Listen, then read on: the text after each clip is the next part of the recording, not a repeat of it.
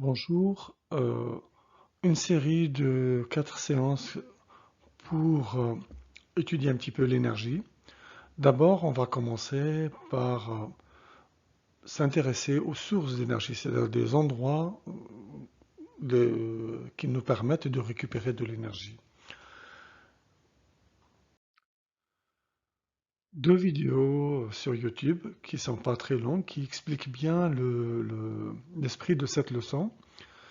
Je vous invite à les regarder l'une après l'autre, tranquillement.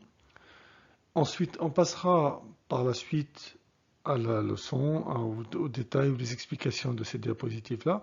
Et je vous invite aussi à revenir pendant vos révisions sur ces diapositives, sur ces vidéos-là pour vous aider à comprendre et à mémoriser cette leçon. Voilà.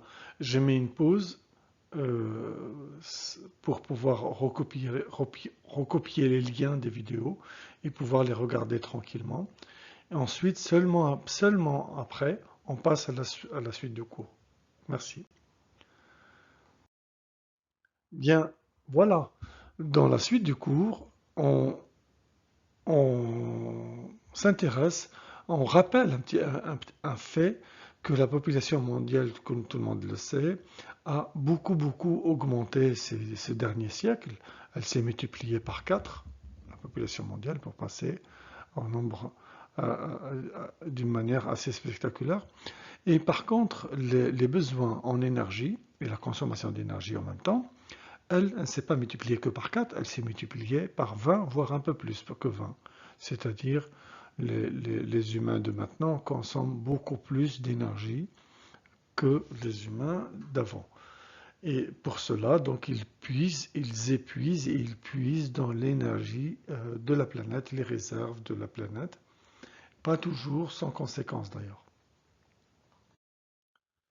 Bien justement, on utilise une des ressources faciles, c'est les énergies fossiles.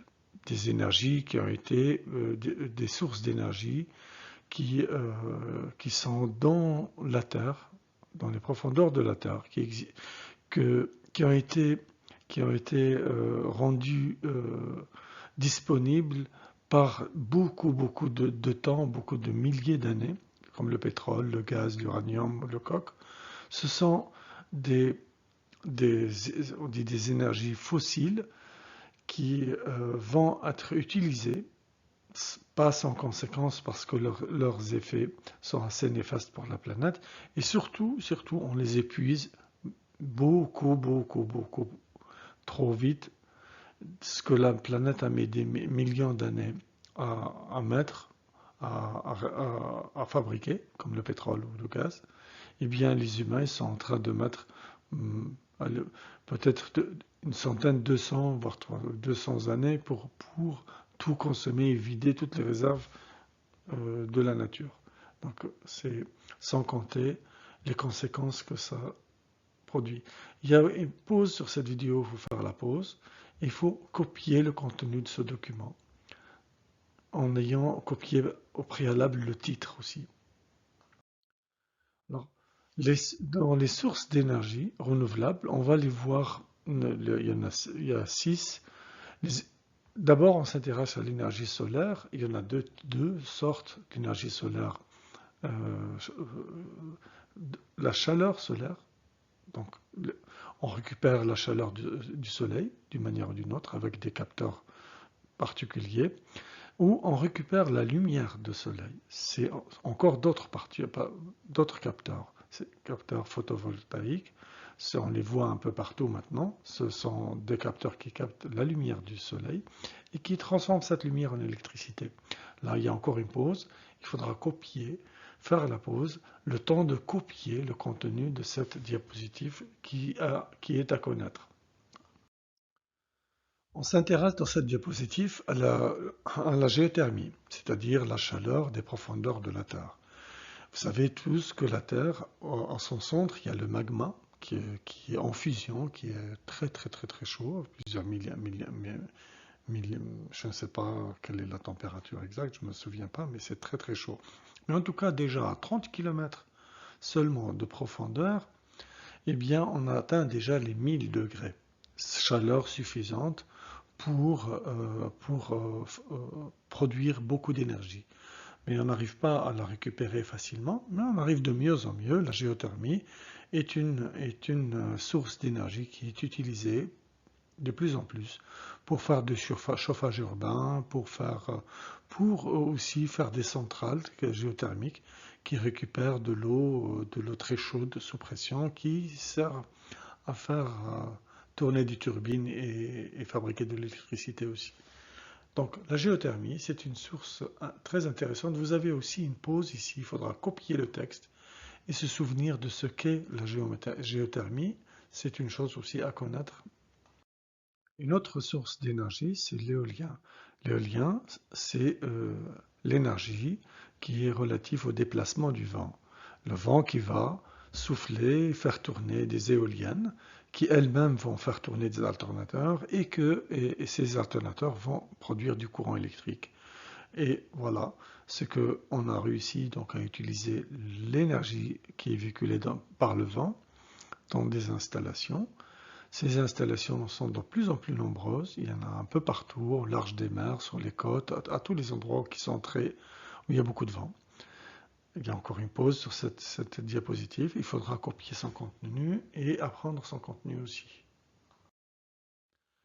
Les sources d'énergie renouvelable encore, c'est l'énergie hydraulique. L'énergie hydraulique, c'est-à-dire l'énergie qui est issue du mouvement de l'eau, qui est retenue d'abord dans des barrages, par exemple, et puis utilisée avec des techniques particulières pour faire tourner des turbines, pour fabriquer du courant. Là encore, on reviendra sur les transformations d'énergie pour voir les détails, mais en tout cas, c'est une énergie hydraulique qui est issue des mouvements de l'eau. Et un autre mouvement de l'eau, par exemple, les mouvements des marées.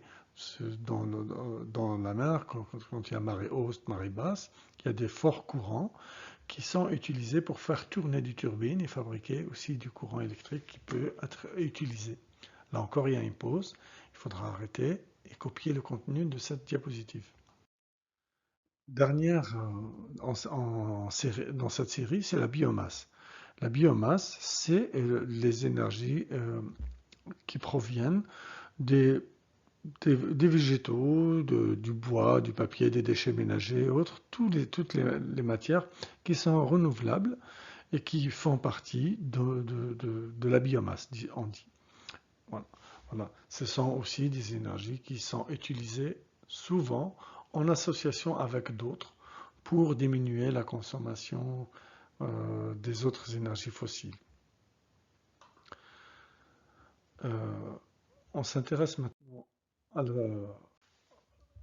dans cette diapositive, regardez, eh bien, on voit que trop de consommation d'énergie fossile, donc le pétrole, le gaz, le charbon, le coke, la consommation euh, de ces énergies fossiles contribue à l'augmentation de l'effet de serre sur la planète, c'est-à-dire le réchauffement du climat et donc la mise en danger de toute la vie sur Terre. Tout le monde est d'accord que le réchauffement de la planète, le réchauffement du climat, va avoir des conséquences assez dramatiques. C'est pour ça qu'il y a beaucoup une prise de conscience un peu mondiale pour diminuer l'utilisation des énergies fossiles et essayer d'éviter d'augmenter cet effet-là de réchauffement de la planète. Eh bien, pour préserver la planète, on a tout intérêt à préférer l'énergie renouvelable par rapport à l'énergie fossile. Dans un premier temps, on n'arrive pas à complètement abandonner l'énergie fossile. Donc il y a de plus en plus d'installations mixtes, c'est-à-dire des installations qui utilisent à la fois de l'énergie fossile et de l'énergie renouvelable en fait, pour pouvoir consommer un peu moins d'énergie fossile. Dans un deuxième temps, c'est l'étape 2, ce qui serait bien, c'est de remplacer entièrement les énergies fossiles par des énergies renouvelables et ne plus du tout utiliser d'énergie fossile. Ça, c'est l'idéal. Ça permettrait d'arrêter d'arrêter ce fameux effet de serre qui réchauffe la planète. Dans la prochaine séance, on s'intéressera à la transformation d'énergie. Je vous avais dit, les énergies ne sont pas tous de la même forme. Vous pouvez avoir de la chaleur, comme de la lumière, comme vous pouvez avoir du mouvement. Toutes ces énergies-là se transforment grâce à des appareils, des installations. On les verra les unes après les autres et on s'attardera beaucoup sur les transformations d'énergie. Voilà. Cette séance étant finie, je souhaite que vous avez retenu les éléments que vous avez pu recopier sur votre papier.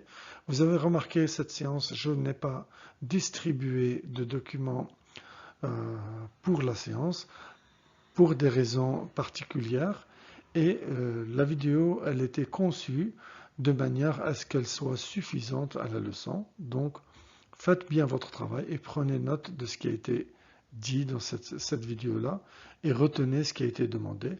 Je reviendrai dessus sur la vidéo suivante pour faire une révision et vous préciser ce qu'il faut absolument que soit retenu. Merci beaucoup. Au revoir.